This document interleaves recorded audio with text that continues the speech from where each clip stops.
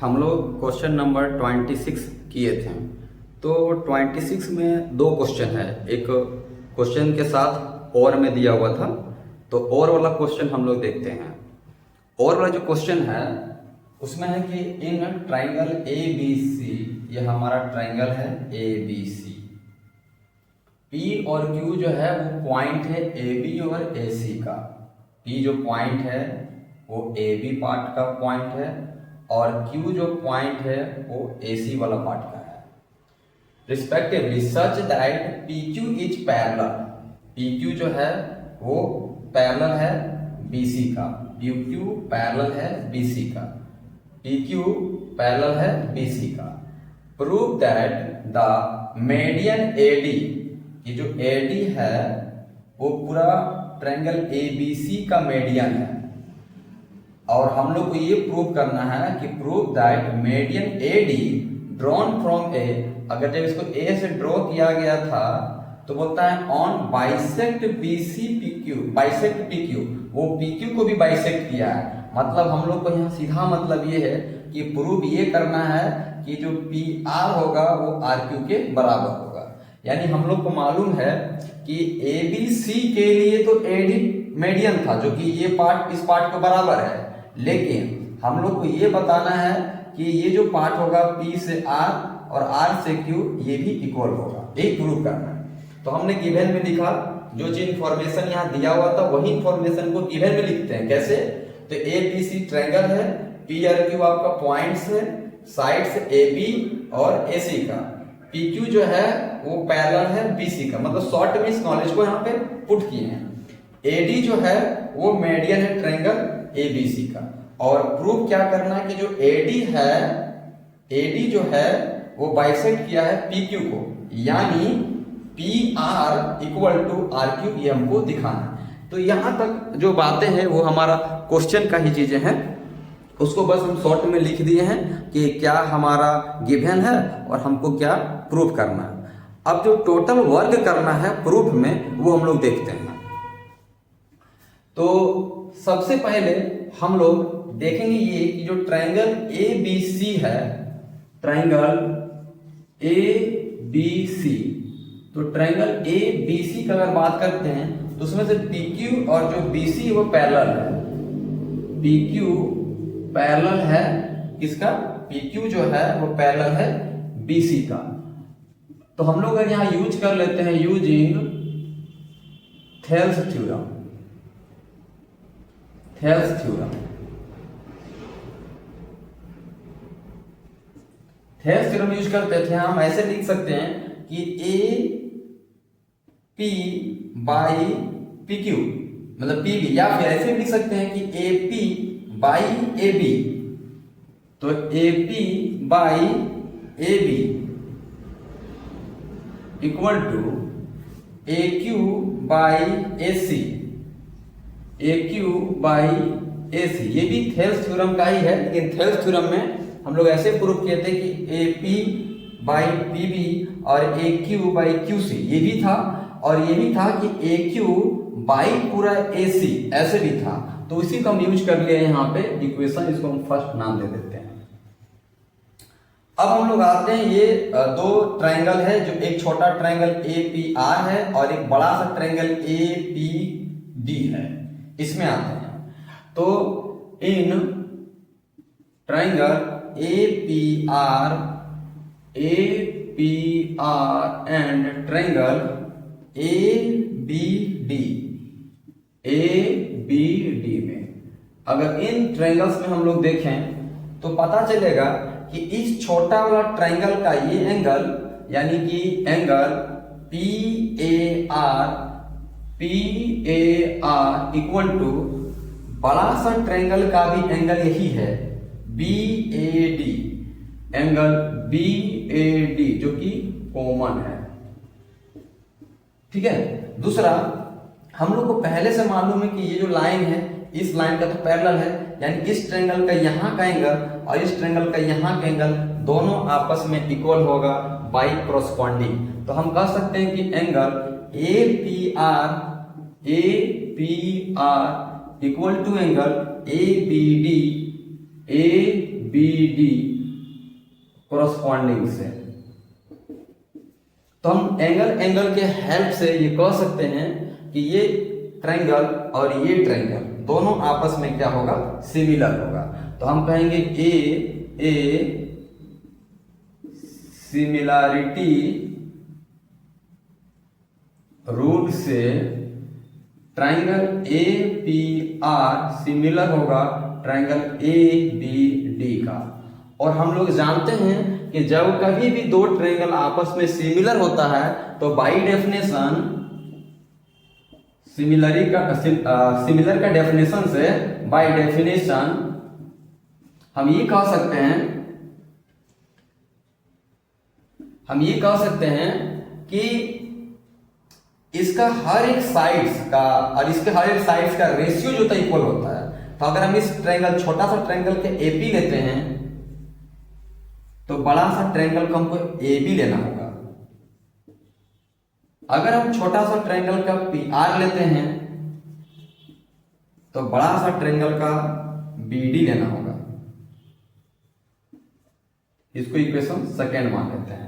और जिस तरह से ये दोनों ये ट्रायंगल छोटा वाला और ये बड़ा वाला ट्रायंगल को सिमिलर दिखा के साइड्स का रेशियो को इक्वल लिखे हैं, उसी तरह एकदम सिमिलर हम इस ट्रायंगल को और इसका बड़ा वाला ट्रायंगल को सिमिलर दिखा के वैसे इसको साइड्स का रेशियो को बराबर लिखेंगे। तो पूरा जिस तक जो कहानी हम यहाँ से दोहरा रहे हैं वो कहानी दोबारा हमको यहाँ लेना होगा। इसीलिए हम यहाँ पे सिमिलर लिखते हैं, सिमिलरली, कि ये ट्रायंगल भी सिमिलर होगा। ए आर क्यू वाला ट्रायंगल ए आर क्यू वाला सिमिलर होगा ट्रायंगल पूरा ए सी डी वाला, और दोनों जब सिमिलर है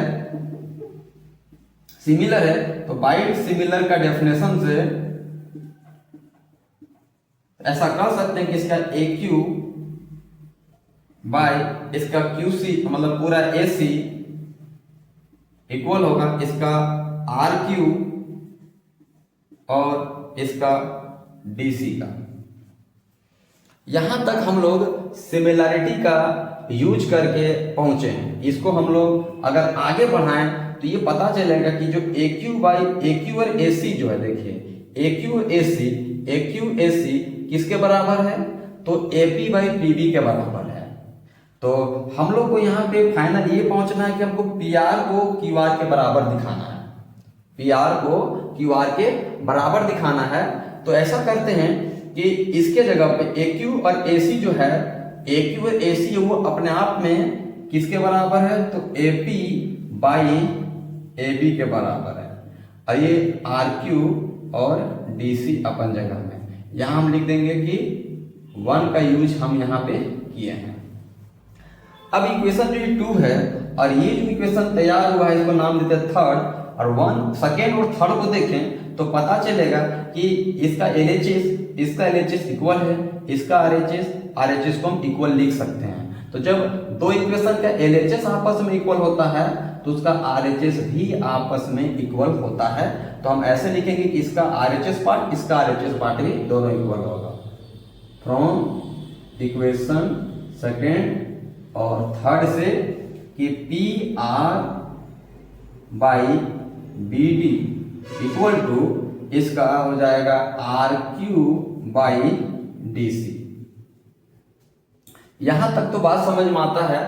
अब इसके आगे का कहानी क्या होगा कि हम लोग जानते हैं कि इसका जो बी डी होगा ना, ये बी डी और इसका जो डी सी, ये दोनों बराबर होगा। बराबर इसलिए होगा क्योंकि ए बी सी एक ट्रायंगल है और ए बी सी जो ट्रायंगल है उसमें से जो ए डी है वो मीडियन है, और मीडियन का काम होता है कि जिस साइड जो बेस पर मीडियन पड़ता है उन दोनों साइड को इक्वल पार्ट्स में डिवाइड करता है। तो हम यहां से कह सकते हैं, जब यहाँ हम लोग लिखे थे कि AD is a median of triangle ABC, तो हम यहाँ पे बात लिख सकते थे कि जो BD है वही इक्वल है किसका, DC का। इसी जगह पे जब हम लोग लिख रहे थे कि AD is a median of triangle ABC, यानी हम कह सकते थे कि जो BD है वो किसके बराबर है, DC के बराबर है। तो हम इस प्रॉपर्टी को भी यहाँ यूज कर लेते हैं और जो BD है उसके इक्वल टू हम DC का यूज कर लेते हैं। तो यहाँ पे ये PR है यहाँ पे देखिए BD है ना, तो BD किसके बराबर है, DC के बराबर है, तो हम यहाँ पे लिख देंगे DC इक्वल टू, ये मेरा RQ है, ये मेरा DC है।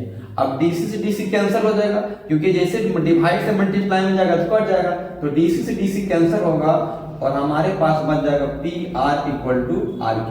तो आप देखो कि जो PR इक्वल टू जो RQ है, यही हम लोग को क्या करना था, फाइंड करना था, यही हम लोग को प्रूव करना है, क्योंकि जो P से R और R से जो Q है, ये हम लोग को इक्वल दिखाना था और यही हमारा प्रूफ है। और इससे हम यही कह सकते हैं कि जो AD है, AD वो PQ को भी क्या कर दिया, बाइसेक्ट कर दिया, यानी कि AD बाइसेक्ट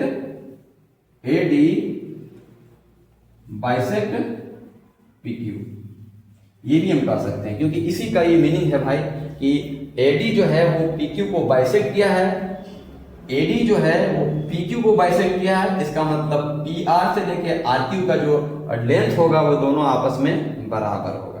तो हम लोग को प्रूफ करना था कि PR इक्वल टू RQ, जो कि हो गया। क्वेश्चन नंबर 27, जिसमें क्वेश्चन है कि the sum of two number is 18, दो नंबर का सम किया जा रहा है जो कि 18 है, and sum of their reciprocal is 9/14, और जो दो नंबर्स हैं उन नंबरों का अगर हम रेसिप्रोकल करके ऐड करते हैं तो वो 9/14 होता है। तो फाइंड दी नंबर्स, वो नंबर्स पता करना है, मतलब हम लोगों को ऐसे दो नंबर को ढूंढना है जिन दो नंबरों का ऐड 18 होना चाहिए और फिर उनका रेसिप्रोकल करके ऐड करें तो 9/40 होना चाहिए। तो सबसे पहले हम लोग क्या कर लेते हैं, लेट कर लेते हैं first number, let first number. अगर हमारा फर्स्ट नंबर x है तो सेकेंड नंबर हो जाएगा 18 - x। क्यों 18 - x ही क्यों होगा, क्योंकि हम लोग जान रहे हैं दो नंबर को ऐड करने से अगर 18 हो रहा है, तो अगर फर्स्ट नंबर मेरा x है तो सेकेंड नंबर जो भी होगा x को हटा देने से आ जाएगा। मतलब अगर मेरा पहला नंबर 10 है तो दूसरा नंबर पक्का 8 निकलेगा, क्योंकि 18 - 10 करेंगे तो 8 निकलेगा, तो 10 + 8 18 हो जाएगा। इसीलिए हम क्या किए हैं कि 18 - x यानी सेकेंड नंबर मान लिए हैं और फर्स्ट नंबर को x मान लिए हैं। अब हम लोग क्या करते हैं, ऐसा बोला गया कि इन दोनों नंबरों का रेसिप्रोकल करने पे, यानी कि 1/x, रेसिप्रोकल तो यही होता है कि अगर कोई नंबर 2/3 है तो इसका रेसिप्रोकल 3/2, नीचे वाला ऊपर, ऊपर वाला नीचे, तो इसके नीचे कुछ तो 1 है, तो इसी तरह प्लस इसका रेसिप्रोकल करेंगे तो 18 - x हो जाएगा, और इन दोनों का सम कितना है तो 9/40 है।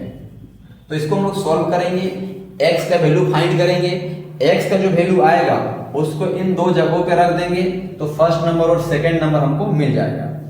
तो चलते हैं इसको सॉल्व करते हैं। सबसे पहले दोनों का एलसीएम लेते हैं, तो एलसीएम आएगा x × 18 - x। जब कभी भी डिफरेंट नंबर होता है तो आप क्रॉस मल्टीप्लाई कर दो, तो यहाँ हो जाएगा 18 - x प्लस यहाँ हो जाएगा x इक्वल टू में है 19/40। यहां से +x - x कैंसिल हो जाएगा, क्रॉस मल्टीप्लाई हो जाएगा, तो यहाँ 18 × 40 हो जाएगा, इधर है 9 और यहां से था x × 18 - x है। तो अगर 9 को भी इधर डिवाइड में ले आए तो यहाँ हो जाएगा 18 × 40 डिवाइड बाई 9, यहाँ x बच जाएगा, x × 18 - x बच जाएगा। 9 के टेबल में 9 × 2 जा 18 और 42 जा बन जाएगा 80। तो 80 × माइनस जब मल्टीप्लाई करेंगे इसको तो 18x जा 18x और ये माइनस माइनस हो जाएगा, माइनस में x²। इन सबको हम लोग लेफ्ट साइड में ले आते हैं, तो लेफ्ट साइड में जैसे लाएंगे तो क्वाड्रेटिक इक्वेशन बन जाएगा ऐसे, x² माइनस में 18x और प्लस में 80 = 0, क्योंकि इधर कुछ नहीं बचेगा, बाकी सब चीजों इधर ले आए तो उधर आपका बच गया 0। तो इस तरह से हम कह सकते हैं कि ये हमारा एक क्वाड्रेटिक इक्वेशन बन गया है।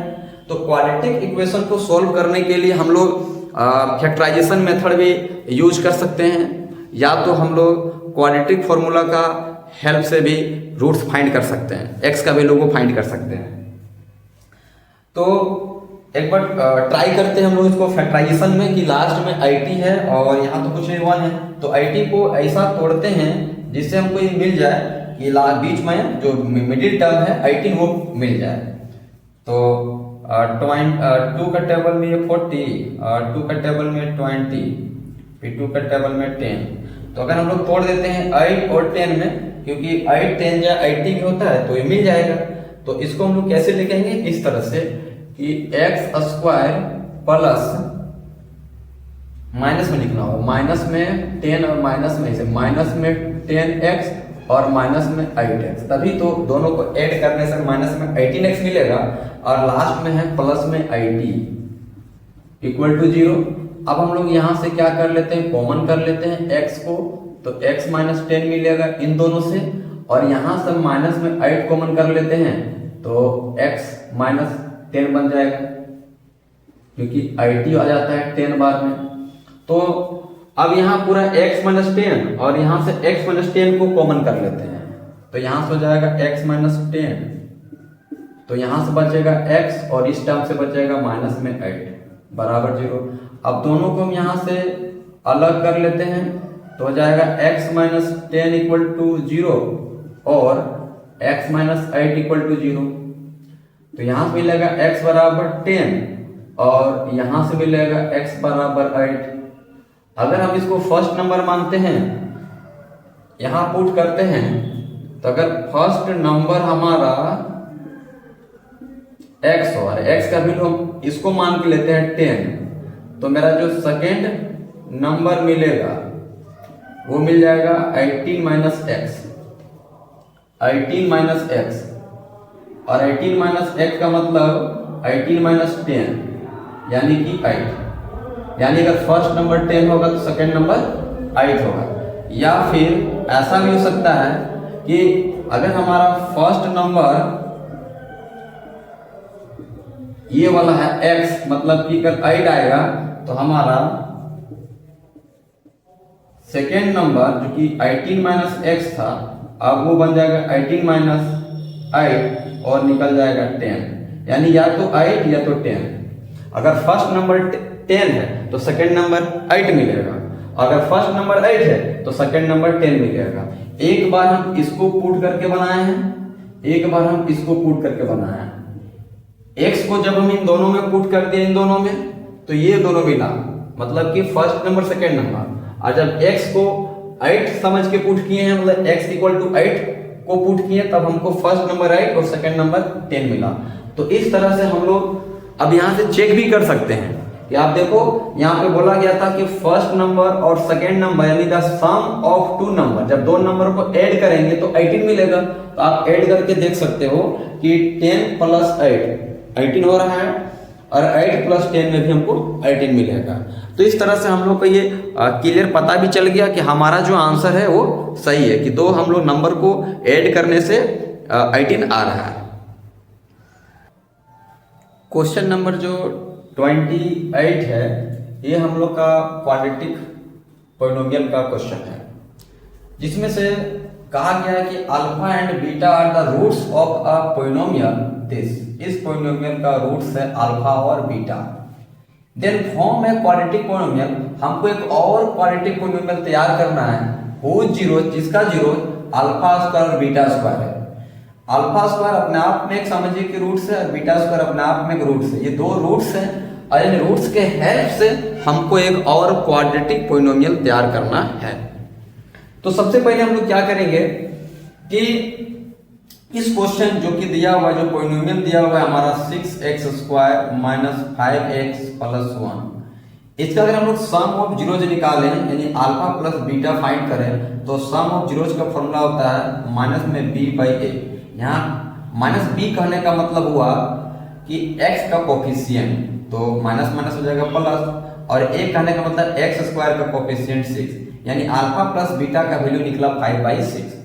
उसी तरह अगर हम लोग अल्फा इंटू बीटा निकालते हैं, प्रोडक्ट ऑफ जीरोज निकालते हैं, इसका फॉर्मूला होता है c बाई a, और c बाई का मतलब होता है सी का मतलब कोफिशिएंट कांस्टेंट टर्म और ए का मतलब कोफिशिएंट ऑफ एक्स स्क्वायर यानी 6। तो अल्फा प्लस बीटा का वैल्यू मिल गया और अल्फा बीटा भी मिल गया। तो हम लोग को मालूम है कि जब हमको ये दोनों अगर रूट्स हैं तो हमको कैसे क्वाड्रेटिक पॉलिनोमियल तैयार करना है। हम लोग जानते हैं कि जब अल्फा और बीटा रूट्स होता है तो क्वाड्रेटिक पॉलिनोमियल हम लोग जब तैयार करते हैं तो उसका फॉर्मूला ये हो जाता है कि x square minus alpha plus beta into x plus alpha beta. ये होता है तब जब अल्फा और बीटा रूट्स होता है, लेकिन यहाँ हम लोग का रूट्स है अल्फा स्क्वायर और बीटा स्क्वायर। तो इसका क्वाड्रेटिक पॉलिनोमियल कैसे बन जाएगा, x square minus alpha square plus beta square x plus alpha square beta square ये होगा। तो ये क्वाड्रेटिक पॉलिनोमियल हमको बनाना है तो उसके लिए हमको क्या क्या चाहिए, alpha square plus beta square का वैल्यू चाहिए और साथ में alpha square into beta square का वैल्यू चाहिए। जब हमारे पास ये दोनों वैल्यू आ जाएगा तो हम इसमें रख देंगे तब हमको क्या जाके मिलेगा, एक क्वाड्रेटिक पॉलिनोमियल मिलेगा जिसका रूट्स क्या होगा, अल्फा स्क्वायर और बीटा स्क्वायर होगा। तो सबसे पहले हम टारगेट करेंगे alpha square plus beta square का वैल्यू फाइंड करने के लिए। इसका वैल्यू कैसे निकालेंगे, तो यहां से निकल जाएगा हमारा, क्योंकि alpha square plus beta square का फॉर्मूला जाता है कि अल्फा प्लस बीटा का होल स्क्वायर माइनस में 2 अल्फा बीटा। इस फॉर्मूला का हेल्प से हम लोग alpha square plus beta square का क्या कर लेते हैं, वैल्यू फाइंड कर लेंगे। तो अल्फा प्लस बीटा का वैल्यू यहाँ पे निकला हुआ था 5/6, ये बन गया whole square minus 2 into alpha plus beta निकला 1/6। मतलब यहाँ से कह सकते हैं कि 5 का स्क्वायर 25/6 और माइनस 2/6 यानी 6, 25 में 2 चला गया तो बन गया 23। तो कह सकते हैं कि alpha square plus beta square का जो वैल्यू आया है वो 23/6 आया है। इसी तरह हम यहाँ पे अल्फा स्क्वायर और बीटा स्क्वायर का वैल्यू यानी कि अल्फा बीटा का होल स्क्वायर कह सकते हैं। अब अल्फा इंटू बीटा का वैल्यू मिला था 1/6 यानी 1/6 का स्क्वायर यानी हो जाएगा 1/36। सच एक मिस्टेक हुआ कि यहाँ पे 5 का स्क्वायर 25 तो किए, लेकिन 6 का स्क्वायर यहाँ पे 36 होता। यहाँ पे ठीक था 2 इंटू 1/6, मतलब कि एलसीएम में अब यहाँ चेंज हो जाता। एलसीएम यहाँ पे होता 36 का, तो यहाँ पे 25 आता माइनस 6 2 जा 12 आता और वैल्यू इसका बन जाता 5 में 2 3 और 1 में 1 13/26 13/36 13/36 नहीं दिख रहा ना, 13/36 मिलेगा। तो इस तरह से हम लोग का अल्फा प्लस बीटा का जो वैल्यू आया वो कितना आया 13/36 और alpha square into beta square का वैल्यू आया 1/36। अब हमारे यहाँ अल्फा स्क्वायर बीटा स्क्वायर क्या है, रूट्स है। अभी सबका काम है नहीं तो हम बता रहे थे कि अल्फा और बीटा अगर रूट्स होगा तो क्वाड्रेटिक पॉलिनोमियल वैसे लिखते हैं, लेकिन अगर अल्फा और beta square are the roots, अगर ये सब रूट्स हैं तब हमारा क्वाड्रेटिक पॉलिनोमियल मतलब क्वाड्रेटिक पॉलिनोमियल होगा। इसमें अगर हम लोग वैल्यू पुट करते हैं तो हमारा आंसर क्या हो जाएगा, एक्स स्क्वायर अपन जगह में है माइनस अल्फा प्लस बीटा का होल स्क्वायर का वैल्यू आया 13/36, इसके जगह पे पूरा x है इंटू में प्लस देंगे और alpha square into beta square का वैल्यू आया 1/36, तो यहाँ 1/36। अगर 36 क्या कर लेते हैं, सबसे कॉमन कर लेते हैं या फिर सबको एलसीएम में ले आते हैं, तो ये बन जाएगा आपका 36x², ये बन जाएगा 13x और ये बन जाएगा +1। ठीक है, तो जो हमारा रिक्वायर्ड पॉलिनोमियल क्वाड्रेटिक पॉलिनोमियल होगा यही होगा, है ना। तो कह सकते हैं कि this is the required quadratic polynomial.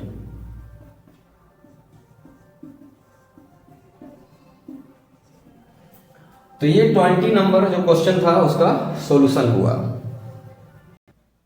Question number जो 29 है, इसको सॉल्व करने के लिए हम लोग एक फॉर्मूला का यूज करते हैं। ठीक है, जहाँ पे ध्यान देंगे कि हम a मान रहे हैं cos थीटा को, और b मान रहे हैं साइन थीटा को।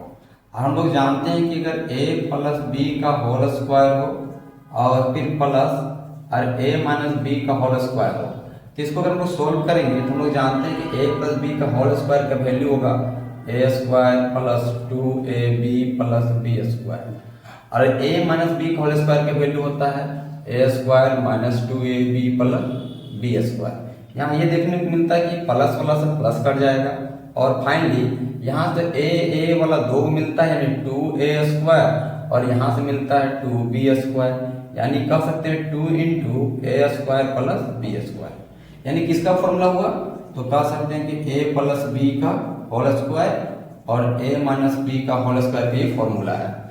तो हम यहाँ पे क्या करते हैं कि a के जगह कोस थीटा को और b के जगह पे साइन थीटा को पुट करते हैं।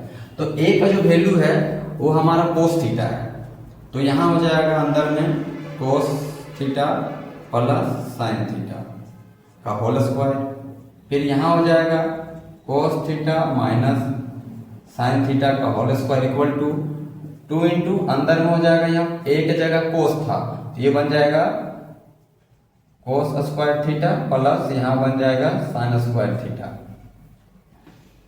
अब हम लोग जानते हैं कि देखो गिवन में दिया है कि cos theta plus sine theta का वैल्यू 1 है, तो कोस थीटा प्लस साइन थीटा का वैल्यू 1 है तो ये बन जाएगा 1 का स्क्वायर प्लस, और कोस थीटा माइनस साइन थीटा का वैल्यू तो फाइंड करना ना, जो कि प्लस माइनस 1 के बराबर होगा, इक्वल टू 2 है। तो फॉर्मूला है cos square theta plus sine square theta equal to 1 का, तो यहाँ से बन गया cos theta minus sine theta का होल स्क्वायर, ये 2 1 जा 2 हुआ, इधर 1 का स्क्वायर भाई 1 था तो इधर माइनस में आके 1 बन जाएगा, तो यहाँ से ये 1 बना, और ये बन गया आपका कोस थीटा माइनस साइन थीटा का होल स्क्वायर। अब हम लोग जानते हैं कि जब स्क्वायर इक्वल पार करता है तो प्लस माइनस के साथ रूट लगता है, तो हम यहाँ कह सकते हैं कि cos theta minus sine theta equal to root under 1 और साथ में प्लस माइनस, लेकिन जानते हैं अंडर रूट 1 का तो वैल्यू 1 ही मिलता है, इसीलिए हम डायरेक्ट इसको लिख देंगे कि हमको यहाँ से क्या मिलेगा प्लस माइनस 1 मिलेगा, और यही चीज हमको क्या करना था, प्रूव करना था। तो इसको प्रूव करने के लिए हम लोगों ने इस फॉर्मूला का यूज किया है, जहाँ पे a के जगह पे कोस थीटा और b की जगह पे साइन थीटा का यूज करके बनाया है। तो ये फॉर्मूला हम लोग डायरेक्ट लगा सकते हैं कि a प्लस बी का whole square plus a minus B का होल स्क्वायर बराबर होता है 2a square plus b square, जो कि हमने सॉल्व करके दिखाए हैं। तो आप डायरेक्ट इस पर यूज करो, इस पे पुट करो, a के जगह पे कोस थीटा, b की जगह पे साइन थीटा, आप इसको सॉल्व करो तो आपको कोस theta minus sine theta equal two plus minus 1, जो कि हमको ये प्रूव करना था, वो हमको मिल जाएगा। ये क्योंकि दिया हुआ था कोस थीटा प्लस साइन थीटा बराबर 1, और प्रूव करना था कि cos theta minus sine theta equal two plus minus 1। तो इस तरह से हम लोग इस क्वेश्चन को प्रूव करते हैं, ठीक है। क्वेश्चन नंबर 30, क्वेश्चन नंबर जो 30 है, the minute hand of A wall clock, ये वॉल क्लॉक है जिसका मिनट हैंड 18 सेंटीमीटर का है। मिनट हैंड लगभग सबसे लंबा वाला कांटा होता है, जो 18 सेंटीमीटर का लेंथ है, यानी लगभग रेडियस के बराबर है, लगभग एकदम रेडियस के बराबर।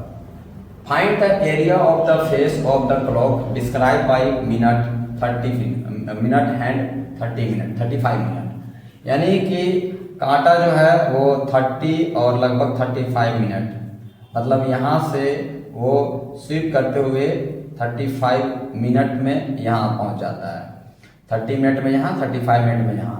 तो ये जो पूरा एंगल पहले हमको पता करना होगा कि कितना ये पूरा एरिया ये स्वीप किया गया, तभी तो हम ये एरिया ऑफ सेक्टर से ये पूरा एरिया को फाइंड कर पाएंगे। तो हम लोग जानते हैं कि 5 मिनट में 30 डिग्री का एंगल बनाता है, 5 मिनट में 30 डिग्री का एंगल बनाता है। उसको हम कैसे पता कर सकते हैं, ऐसे थीटा बराबर यानी एंगल, हम लोग जानते हैं कि टोटल पूरा एक चक्कर में बनता है 360 डिग्री, है ना, और हर दो नंबर के बीच में थोड़ा मिस्टेक 360 डिग्री है टोटल, और हम लोग जानते हैं कि पूरा 60 मिनट होता है, तो 60 मिनट पूरा का पूरा 60 मिनट होता है, तो 60 मिनट में मतलब कि हर एक मिनट में बनता है 6 डिग्री, हर एक मिनट बनता है 6 डिग्री का, हर एक मिनट में बनता है 6 डिग्री का एंगल। तो बताइए हमको 35 डिग्री का बनाना है, तो पहले हम निकाल लेते हैं एक मिनट में जो एंगल बनता है वो है 6 डिग्री, तो हमको निकालना है 35 मिनट में जो एंगल बनेगा। तो 35 मिनट में जो एंगल तैयार होगा वो हो जाएगा 6 × 35 यानी 18 और 21 यानी 210 डिग्री का। तो 210 डिग्री का हमको थीटा मिल गया है और रेडियस लगभग है 18 सेंटीमीटर का। तो रेडियस हम मान लेते हैं 18 सेंटीमीटर। अब जो एरिया है पूरा उस सेक्टर का लाता है, तो एरिया ऑफ जो सेक्टर निकालेंगे, एरिया ऑफ सेक्टर बोले या हम बोल सकते हैं कि मिनट हैंड के द्वारा स्वीप किया गया एरिया, तो एरिया ऑफ सेक्टर के ही बराबर होगा, जो कि थीटा बटा 360 इंटू हम लोग पाई आर स्क्वायर के से फाइंड कर लेते हैं। तो थीटा का जो वैल्यू है वो है 210 और यहाँ से आया 360 इंटू पाई का वैल्यू 22/7 और आर का जो वैल्यू है वो है 18 इंटू 18। तो यहाँ से हम लोग कुछ कैंसिल करते हैं, 0 से 0 कैंसिल होगा और 9 का टेबल 9 2 जा, 9 का टेबल 9 4 जा, फिर 9 का 9 नहीं 2 का टेबल 2 9 जा, 2 का टेबल में 2 2 जा, फिर 2 से ये 2 कैंसिल हो जाएगा, 7 का टेबल में ये 7 3 जा कैंसिल हो जाएगा। तो फाइनली यहाँ से जो बच रहा है, नीचे से तो कुछ नहीं बच रहा है, ऊपर बच रहा है 3 22 और 9, इनको मल्टीप्लाई कर लेते हैं तो 9 3 जा हो जाता है 27 और 27 को हमको मल्टीप्लाई करना है 22 से, 2 2 जा 14 का 4 1, 2 2 जा 4 और 1 5, फिर यहाँ से 2 वही मिलेगा। तो कुल मिला के हम कह सकते हैं यहाँ 594 आएगा, यानी 594 सेंटीमीटर स्क्वायर का ये एरिया यहाँ पे पूरा क्रिएट होगा। तो ये हम लोग का 30 का ए क्वेश्चन नंबर था। इसी में एक और क्वेश्चन और करके दिया हुआ है, और करके सेकंड क्वेश्चन दिया हुआ है, दोनों एक ही चैप्टर से रिलेटेड क्वेश्चन है। इसमें बोला जा रहा है कि ए बी इज अ कोड, देख रहे हैं ए बी एक कोड है of a circle centred O, जिसका सेंटर ओ है, जिसका एंगल भी दिया गया है 60 डिग्री बनाया जा रहा है यहाँ पे ओ के पास। ए जो ओ ए है 14 सेंटीमीटर का, यानी ओ ए 14 सेंटीमीटर का होगा, यानी ओ बी भी 14 सेंटीमीटर का ही तो होगा, दोनों तो रेडियस है सर्कल का। Find the area of the minor segment, मतलब ये वाला एरिया पता करना, ये वाला एरिया कितना होगा। तो लोग जानते हैं माइनर सेगमेंट का फॉर्मूला होता है कि पूरा का पूरा माइनर सेक्टर में इस ट्रायंगल को हमको माइनस कर देना पड़ेगा, तब जाके हमको एरिया ऑफ माइनर सेगमेंट पता चलेगा। तो थोड़ा सा ट्रायंगल के बारे में अगर देखें तो ट्रायंगल यहाँ 60 डिग्री बना रहा है और ये दोनों साइड इक्वल होता है, इसका मतलब ये दोनों भी 60 डिग्री बनाएगा, यानी ये ट्रायंगल जो दिख रहा है वो अपने आप में इक्विलैटरल ट्रायंगल है, ये इक्विलैटरल ट्रायंगल है, क्योंकि 60 यहाँ बन रहा है, ट्रायंगल के तीनों कोना का सम 180 होता है, ये दोनों साइड बराबर मतलब दोनों एंगल बराबर है, दोनों एंगल बराबर है, ये अकेले 60 है तो दोनों एंगल बराबर, यानी कि दोनों मिलाकर 120 होगा, तो 60 60 ये लोग भी हो जाएगा। तो हम कह सकते हैं कि ये अपने आप में एरिया ऑफ इक्विलैटरल ट्रायंगल है अपने आप में। तो इसको अगर हम लोग सोल्व करें तो हमारे पास जो इंफॉर्मेशन, उस इंफॉर्मेशन के आधार पर एंगल आर जो है रेडियस है वो 14 सेंटीमीटर है और जो थीटा है एंगल जो बन रहा है वो 60 डिग्री बन रहा है। हमको निकालना है माइनर सेगमेंट का एरिया, तो कैसे निकालेंगे, तो इसका फॉर्मूला लगा देते डायरेक्ट कि area of minor segment equal to, लगाएंगे कि एरिया ऑफ माइनर सेक्टर में माइनस करेंगे एरिया ऑफ ट्रायंगल, लेकिन याद रखिएगा यहाँ इक्विलैटरल ट्रायंगल है, इक्विलैटरल ट्रायंगल है यहाँ पे। तो एरिया ऑफ जो माइनर सेक्टर का फॉर्मूला होता है वो थीटा बाई 360 होता है into pi R square minus area of जो इक्विलैटरल ट्रायंगल होता है वो होता है √3/4 और साइड स्क्वायर। तो यहाँ पे साइड को समझ में आ ही रहा है,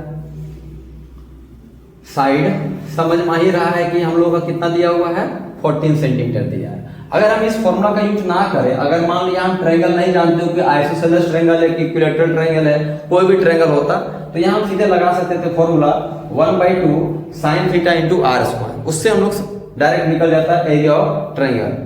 तो फिलहाल अभी हम लोग यहाँ क्या कर लेते हैं, थीटा का वैल्यू जो है 60 डिग्री पुट करते हैं, यहाँ 360 हो जाएगा,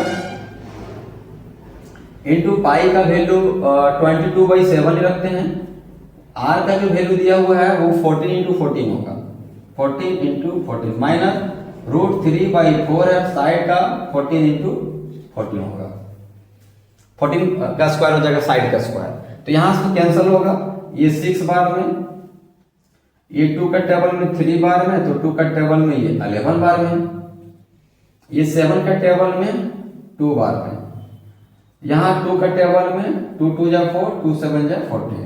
अभी जो फाइनल बचा हुआ यहाँ में ऊपर से 11 2 और 14, 11 2 और 14 और नीचे से 3 माइनस यहाँ √3 का जो वैल्यू है वो पुट करना होगा। √3 का वैल्यू दिया है 1.73 इंटू 7 और डिवाइड बाई 2 और एक 14 और है यहाँ पे, तो इस 14 को भी काट ही लेते हैं 2 का टेबल में, तो यहाँ 7 केवल बच जाएगा, कुछ इतना बचेगा। अब इसको हम लोग सॉल्व करेंगे पूरा, तो कुछ ना कुछ तो मिलेगा ही। ये पूरा को मल्टीप्लाई करेंगे, 11 टू 22, 22 को 14 से मल्टीप्लाई करेंगे, 22 को सॉरी हाँ 14 से, 2 4 जा 8, 2 4 जा 8, यहाँ से 22 8 10 0 3, 308 मिल रहा है यहाँ से, डिवाइड बाई 3 है, माइनस यहाँ पे मल्टीप्लाई करेंगे 7 7 जा 49 है, 49 को मल्टीप्लाई करेंगे 1.73 से, तो तीनों को मल्टीप्लाई करने से जो आएगा, तो जब इनको मल्टीप्लाई करेंगे तो 84.77 आएगा, हाँ, और जब इनको मल्टीप्लाई करके 3 डिवाइड देंगे तो 308/3 आएगा, तो 308 को 3 डिवाइड देंगे तो 102.67 माइनस 84.7 को सब्ट्रैक्ट करेंगे दोनों से, तो आंसर आएगा 17.89 सेंटीमीटर स्क्वायर। तो ये यहाँ का एरिया होगा, इस वाला का एरिया मिलेगा हम लोग को, जिसको बोलते हैं हम लोग एरिया ऑफ माइनर सेगमेंट। तो एरिया ऑफ माइनर सेगमेंट हो जाएगा 17.89 सेंटीमीटर स्क्वायर। क्लियर?